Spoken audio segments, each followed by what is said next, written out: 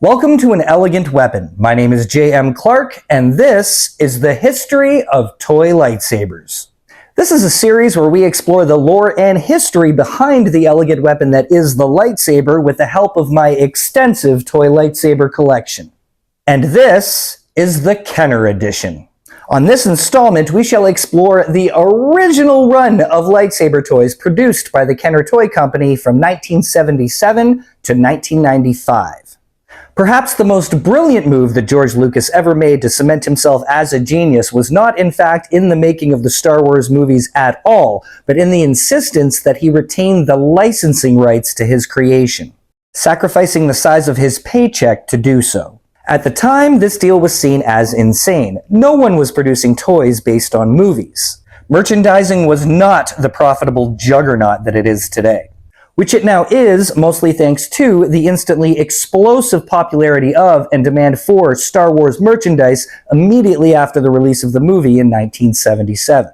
All of the top toy companies at the time were offered and refused the rights to produce Star Wars toys, including Mego and Ideal.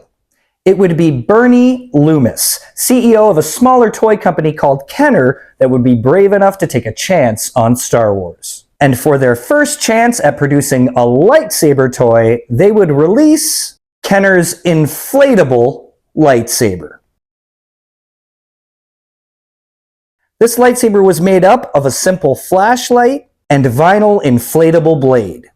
This is the original packaging. Along with the flashlight and inflatable blade, it also came with a set of instructions and a patch repair kit, just in case your blade popped. Now, the blade for this is obviously yellow. A big theory for the reason behind this is that since Kenner did not yet know the colors of the lightsabers since the movie had not yet been released, they went with what most closely resembled Ralph McQuarrie's concept art, in which Luke's lightsaber is kind of yellowish. It could also have been an attempt just to follow along with the color scheme of the original Star Wars logo. I, however, believe the reason to be, like the original Luke Skywalker action figure with yellow telescoping lightsaber, and the original Obi-Wan Kenobi card back that depicts Obi-Wan with a yellow lightsaber, is a simple mistake. That's right, it was actually a simple manufacturing error that was caught too late. Due to time and budget restraints, the error could not be corrected in time for release, so they just had to roll with it. And it was the 70s. Kids cared a lot less about things like whether their toys were the right color back then. Kenner's next crack at producing lightsaber toys would be in 1980 with the Empire Strikes Back Kenner The Force lightsabers. These lightsabers had uniquely designed detailed hilts that did not match or resemble any hilts from any of the movies. They were in fact hollow and had vents cut out around the sides just below the emitter. This allowed for a whirring hum sound to be created as the lightsaber was swung through the air. These lightsabers were available in red and yellow, which this time around definitely had to be complacency or a mistake, because we obviously knew what the lightsaber colors were because the first movie had been released. So again, unless they were trying to stick with the color scheme of the original Star Wars logo, the reason behind this lightsaber being yellow is an even bigger mystery. In 1983, Kenner would again produce the Force lightsabers, but this time for the Return of the Jedi. I'm lucky enough to have these two still in their packaging. And I also have two loose. These would be available once again in red, but this time instead of yellow, we would get green.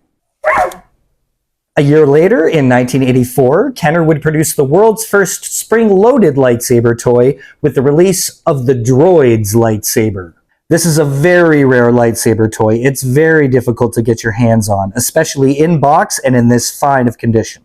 That's why, as you can see, I've had it graded and encapsulated.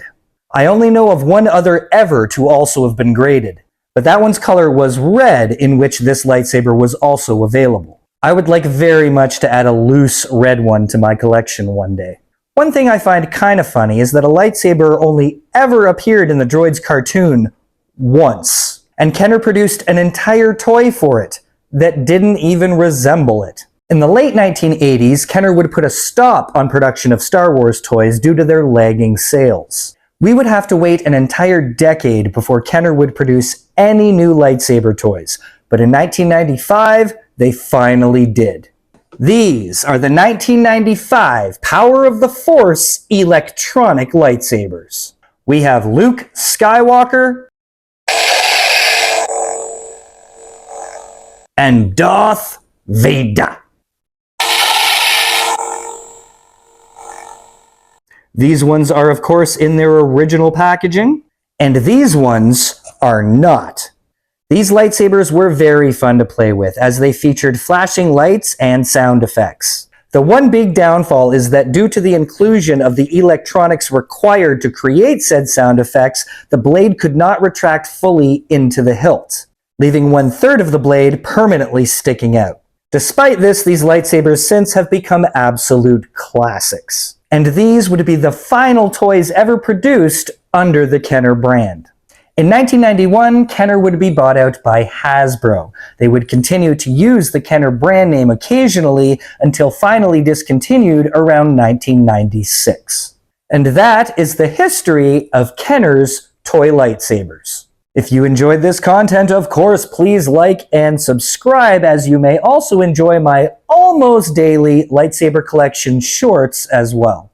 Until next time, I'm J.M. Clark for An Elegant Weapon, and may the Force be with you.